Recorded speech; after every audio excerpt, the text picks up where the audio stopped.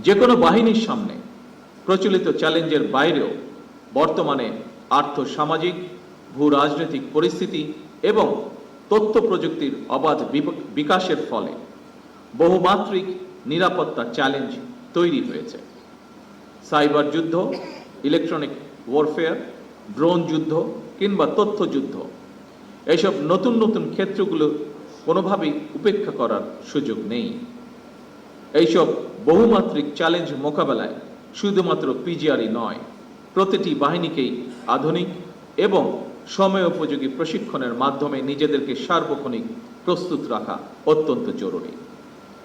একটি বিশেষায়িত বাহিনী হিসাবে সাহস, দক্ষতা, কৌশল এবং সার্বধানিক প্রযুক্তিতে পিজিআরের পিছিয়ে থাকার কোনোই সুযোগ নেই।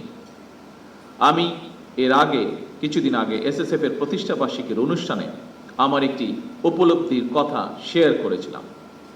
যেহেতু আপনারাও রাষ্ট্র এবং সরকার প্রধানের নিরাপত্তায় নিয়োজিত, সেহেতু আপনাদের জন্য কথাটি প্রযোজ্য বলে আমি মনে করি এবং আজকেও আমি একই কথাটি আপনাদের সাথেও শেয়ার করতে চাইছি।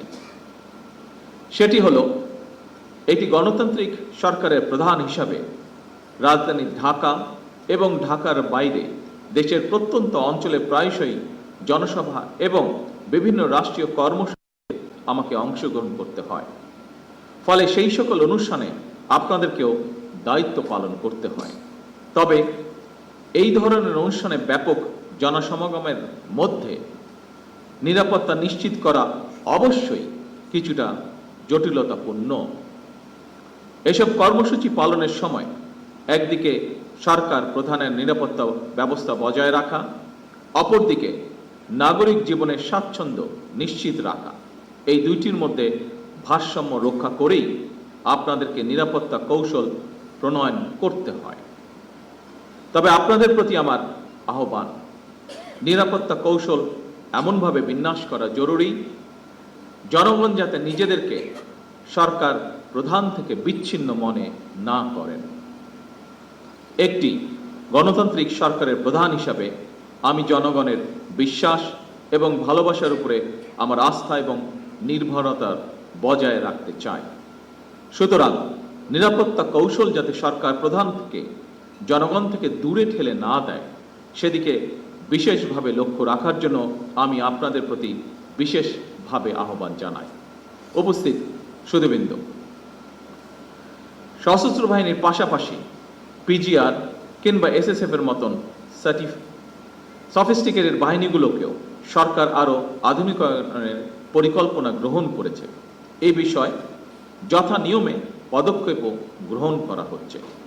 আমি বিশ্বাস করি, সশস্ত্র বাহিনী যদি দেশপ্রেমে উদ্বুদ্ধ হয়ে কঠোর নিয়মবর্তিতা অনুসরণ এবং পেশাদারিত্ব বজায় রাখেন, তাহলে দেশের সার্বভৌমত্ব আর কখনোই হুমকির সম্মুখীন হবে না বলে আমি বিশ্বাস করি, ইনশাআল্লাহ।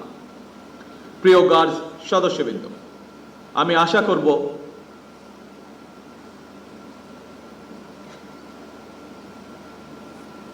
পিজিআর এর মতন বিশেষায়িত বাহিনীর সর্বোচ্চ সফলতার জন্য আধুনিক নিরাপত্তা কৌশল এবং প্রযুক্তিগত দক্ষতা অর্জনের পাশাপাশি প্রতিটি সদস্যের সাহস, সততা, বিশ্বস্ততা, সর্বোচ্চ পেশাদারিত্ব, নিয়মবর্তিতা এবং সর্বোপরি চেইন অফ কমান্ড অনুসরণ, এই বিষয়গুলো কঠোরভাবে মেনে চলা অপরিহার্য। পরিশেষে পিজিআর এর গৌরবময় প্রতিষ্ঠা বার্ষিকীর এই দিনে আমি আপনাদের সকলের সুস্বাস্থ্য, মঙ্গল এবং উত্তরোত্তর সমৃদ্ধি কামনা করে আমার বক্তব্য শেষ করছি। আল্লাহ আমাদের সকলের সহায় হন। আল্লাহ হাফেজ। বাংলাদেশ জিন্দাবাদ।